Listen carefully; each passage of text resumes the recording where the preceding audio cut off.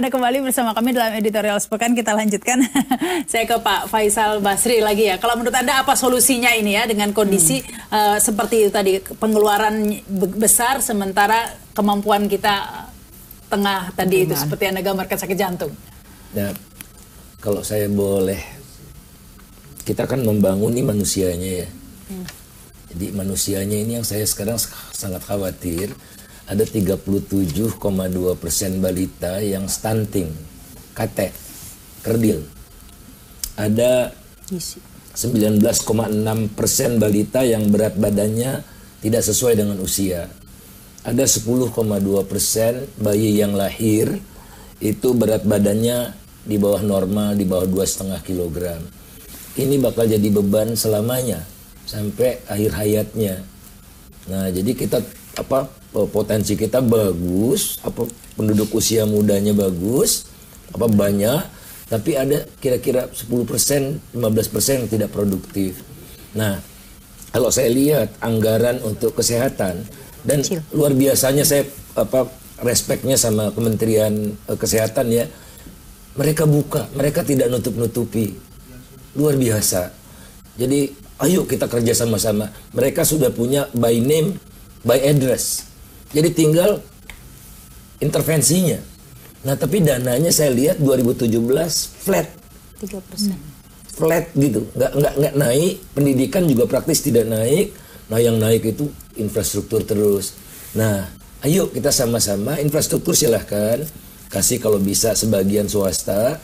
Nah, swasta kan nggak bisa nih mengatasi penyakit-penyakit ini.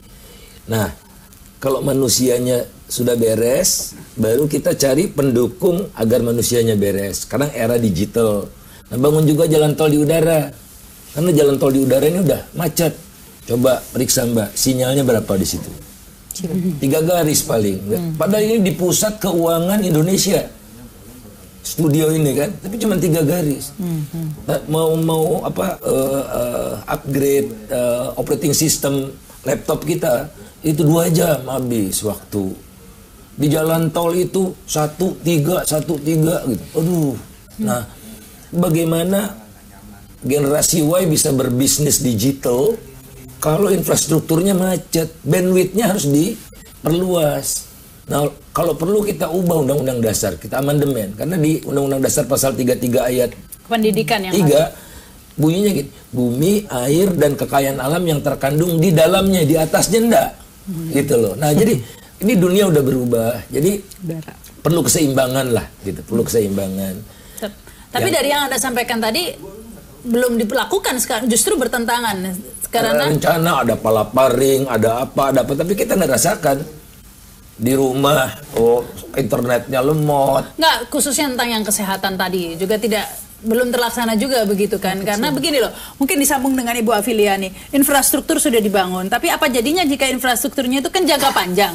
Ketika infrastrukturnya sudah dinikmati, yang dinikmati adalah 15% yang mengalami gangguan kesehatan ini. Jangan-jangan nanti malah juga tidak bisa menikmati. Jadi sekarang yang kondisinya sehat tidak bisa menikmati karena belum jadi infrastrukturnya, nanti kalau udah jadi kondisinya mengalami gangguan kesehatan. Ya, itu sebenarnya tadi Pak Faisal sudah mengatakan, artinya bahwa infrastruktur boleh, tapi harus keseimbangan dengan yang lain. Jadi jangan sampai tadi kan, itu gizi buruk misalnya, itu harus dipikirkan. Kemudian mana infrastruktur yang paling penting dulu gitu loh. Karena ada hal-hal misalnya infrastruktur yang belum terlalu penting, tetapi kita bangun duluan. Misalnya sekarang dari anggaran delivery barang tuh ada 26% dari biaya kan. Nah, itu dulu diberesin. Kenapa daya saing kita bisa makin bagus kan gitu. Karena kita perlu ekspor, kemudian kita perlu meningkatkan daya saing kita lebih tinggi lagi. Itu salah satunya ya. Yang kedua, memang yang namanya prioritas tuh harus ada kesepakatan bersama. Nah, di situ kan ada Bappenas yang menentukan kemana arahnya dan Departemen Keuangan kan, yang itu berdasarkan RPJMD dari daerah kemudian sampai ke pusat. Kan, nah, Anda gitu. bisa mendapat dengan Ibu Hendy Sapari ini bahwa kita ada masalah dengan kebijakannya juga, karena kebijakannya itu kadang-kadang kemarin apa, sekarang apa bisa berubah dalam hitungan, sehingga orang tidak ada kepastian dalam kebijakan baik tentang pajak, investasi maupun perdagangan. Itu ada 2 kan, kita menggunakan pembangunan itu di dalam GDP itu kan ada anggaran dari pemerintah yaitu government spending, sama juga investasi yang tadi Mbak Henry bilang dari BUMD, BUMN ataupun swasta kan gitu. Nah, kontribusi swasta ini maupun asing kan cukup besar. Nah, oleh karena itu kita harus memberdayakan dengan berbagai cara, apakah insentif ya kan. Dulu malah ada ide begini, mereka yang membiayain kita multi years gitu. Jadi pemerintah membayar kepada swasta itu dalam bentuk multi years. Nah, cuman itu kan aturan-aturannya harus diberesin dulu. Nah, itu salah satunya yang kita harapkan supaya juga ada asing maupun domestik investor lain di luar dari APBN gitu. Baik. Nah, tapi kan kalau di dalam public goods kan nggak mungkin harus dari APBN. Nah, tapi bagaimana supaya nggak APBN langsung?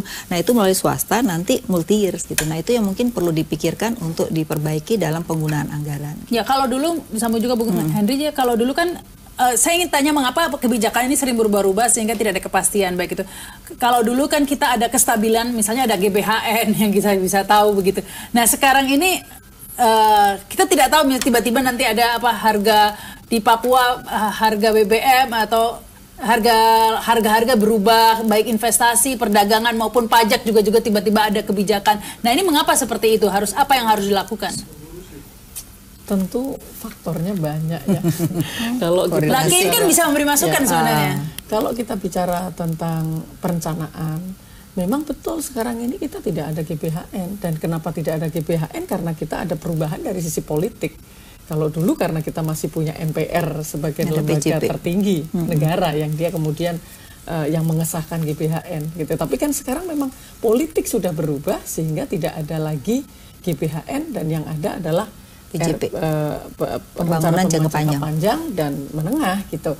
Kalau begitu ya memang semestinya rencana pembangunan jangka panjang ini harus menjadi konsensus dari semuanya, baik itu DPR, baik itu pemerintah eksekutif gitu, yang itu nanti yang akan diturunkan di dalam perencanaan jangka menengah. Tapi jangka menengahnya kan ini kan 5 tahunan dan itu adalah janji presiden gitu. Jadi artinya satu hal itu adalah dari sisi perencanaan. Terus yang lain kita juga tahu kok banyak sekali kepentingan jangka pendek, banyak sekali konflik of interest dalam kebijakan-kebijakan yang muncul. Ya kita sebut di perdagangan, ya di investasi gitu loh. Ini kan banyak pertanyaan. Tiba-tiba misalnya diperbolehkan sekarang kepemilikan asing 100% di dalam e-commerce asal itu di atas 100 miliar loh. Emang kita yang punya penduduk demikian besar tidak pengen memiliki perusahaan-perusahaan lokal ya yang itu perlu diberikan insentif untuk jadi besar gitu. Alibaba kan juga tidak tiba-tiba gede kalau tidak ditutup pasarnya, tidak didukung oleh pemerintah kan nggak gede. Nah, yang kayak gitu kan jadi pertanyaan masyarakat. Loh katanya kepengen mendorong nih, tapi kok tiba-tiba kemudian tidak diberi kesempatan yang lokal untuk besar. Itu kan jadi pertanyaan-pertanyaan termasuk misalnya sekarang ini kebijakan untuk susu misalnya tidak ada kebijakan transisi. Tiba-tiba aja pokoknya besok tidak boleh impor susu. Nggak mungkin. Kita sudah bertahun-tahun itu kita membolehkan impor susu. Ketergantungan kita di atas 80%. Tiba-tiba sekarang mulai besok tidak boleh. Nggak mungkin kan. Jadi artinya kita perlu ada kebijakan transisi. Arahnya benar bahwa misalnya akan memberdayakan petani, produksi dalam negeri, tapi untuk menuju tapi serba mendadak ini ya. Nah, ini yang diperlukan. Baik, nanti saya minta komentarnya juga ke Pak Faisal Basri tentang kebijakan ini ya, tapi setelah pesan-pesan berikut ini pemirsa.